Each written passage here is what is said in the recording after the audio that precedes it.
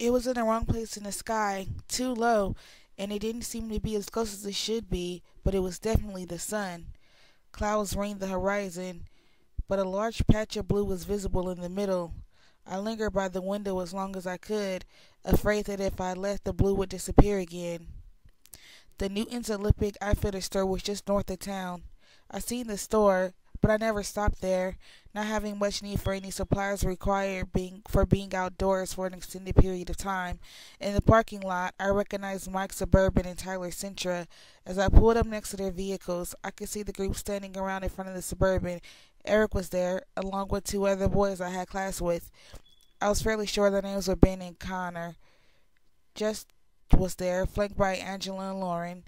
Three other girls stood with them, including one I remember falling over in jam on Friday. That one gave me a dirty look as I got out of my truck and whispered something to Lauren. Lauren shook out her cornstick hair and eyed me scornfully. So, it was going to be one of those days. At least Mike was happy to see me. "You came," he called, delighted. "And I said it would be sunny today, didn't I?"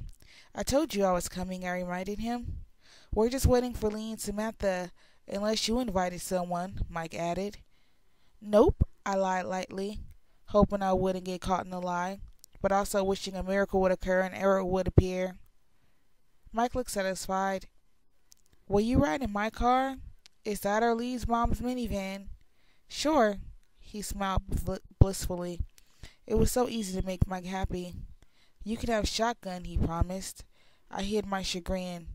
It wasn't as simple to make Mike and Jessica happy at the same time. I could see Jessica glowering at us now. The numbers worked out in my favor, though. Lee brought two extra people, and suddenly every seat was necessary. I managed to wedge Jess in between Mike and me in a front seat of the Suburban. Mike could have been more graceful about it, but at least Jess seemed appeased. It was only 15 miles to the push from Forks, with gorgeous, dense green forests edging the road most of the way, and the wide Cooleyou River snaking beneath it twice. I was glad I had the window seat. We'd rolled the windows down. The Suburban was a bit claustrophobic with 9 people in it, and I tried to absorb as much sunlight as possible.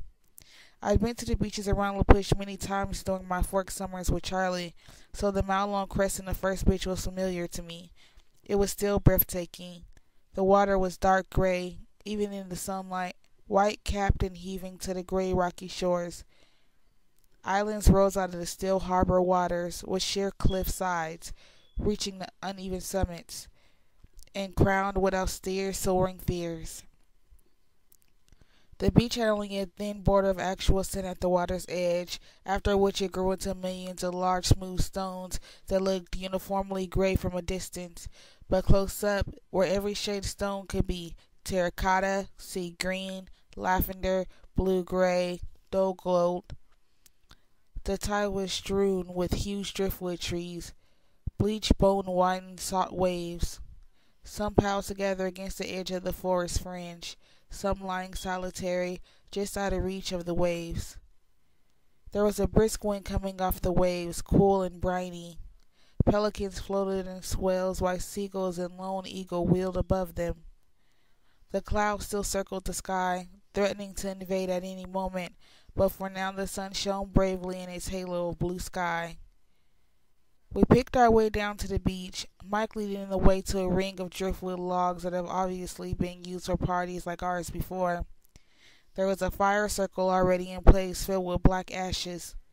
Eric and the boy I thought was named Ben gathered broken branches of driftwood from the drier piles against the forest edge and soon had a teepee-shaped construction built to top the old cinders. "Have you ever seen a driftwood fire?" Mike asked me. I was sitting on one of the bone-colored benches. The other girls clustered gossiping excitedly on either side of me.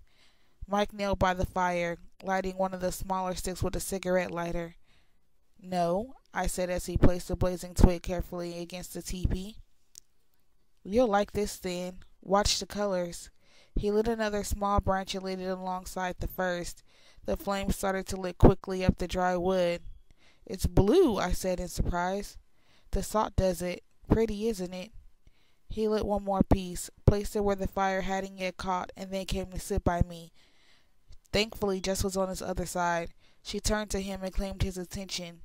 I watched the strange blue and green flames crackle towards the sky.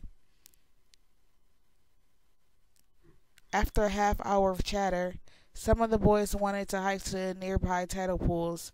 It was a dilemma. On the one hand, I loved the tide pools. They had fascinated me since I was a child. They were one of the only things I ever look forward to when I come to Forks. On the other hand, I'd also fallen into them a lot. Not a big deal when you're 7 and with your dad. It reminded me of Eric's request that I not fall into the ocean. Lauren was the one who made my decision for me.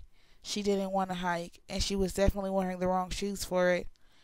Most of the other girls besides Angela decided to stay on the beach as well.